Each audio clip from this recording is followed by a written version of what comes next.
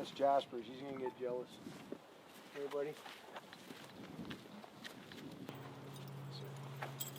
Oh, right there. A little eager to get out of there. Yes, and that was bad manners too, wasn't it, buddy? Yes, it was.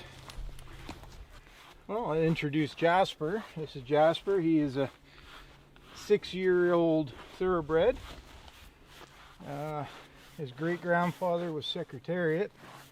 If anybody knows racehorses, Secretariat holds the fastest Triple Crown record and probably will for all eternity.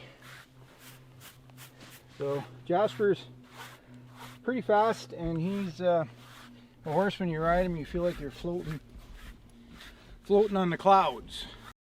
So he was part of a breeding program for racehorses, and if you look at his front legs here, his right front is pigeon-toed, so that turns this way. That could have happened in the womb, maybe the way he grew, or could genetically just came out that way. So because of that conformation, he's a thoroughbred, supposed to race. Thoroughbreds that can't race, can't be used for equestrian events, usually end up going to the butcher. It kind of breaks my heart because I think they're a higher spiritual animal, and I don't feel that should happen to them.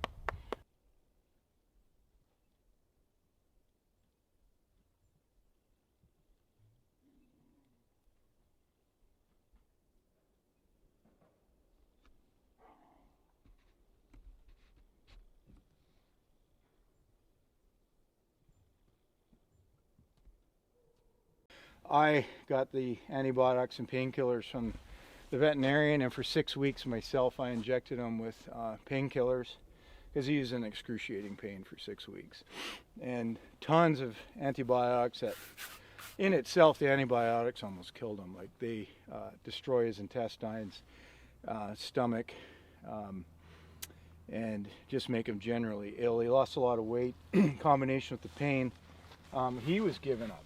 And there was actually one day down in the lower paddock down there, he was laying in the shade, and I didn't think he was going to get up.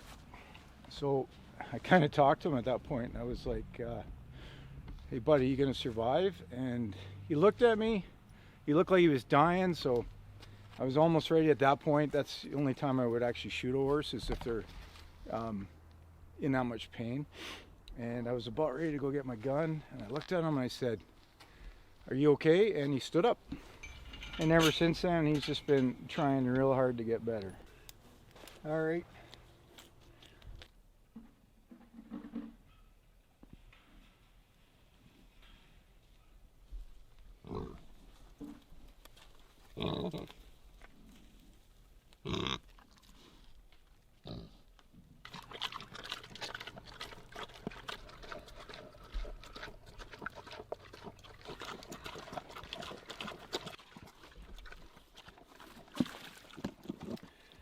Yeah, I started out with horses. I rode them off and on with my mom when I was a police officer. I joined the RCMP in 1992 at the age of 24.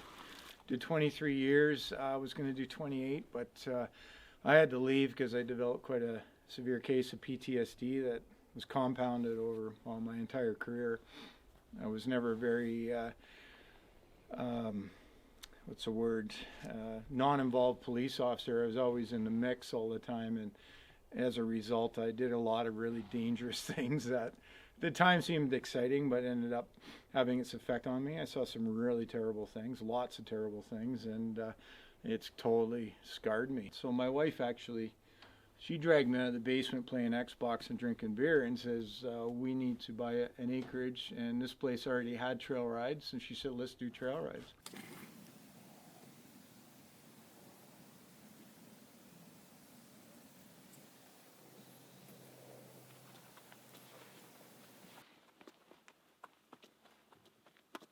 They say there's nothing better for the inside of a person than the outside of a horse. And I think Winston Churchill said that about dogs as well. So.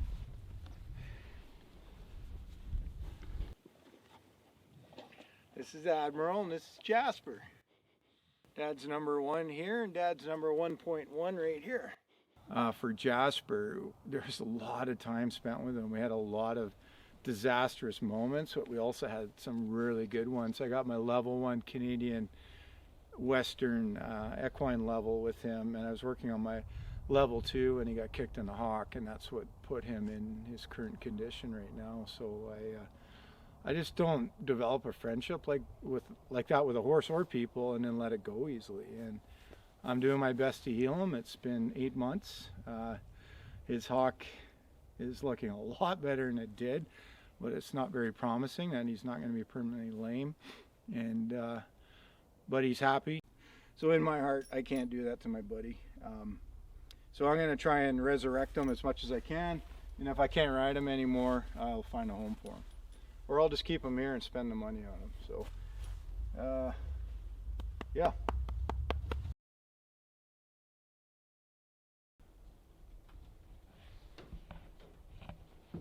Unfortunately, as humans, we outlive our horses.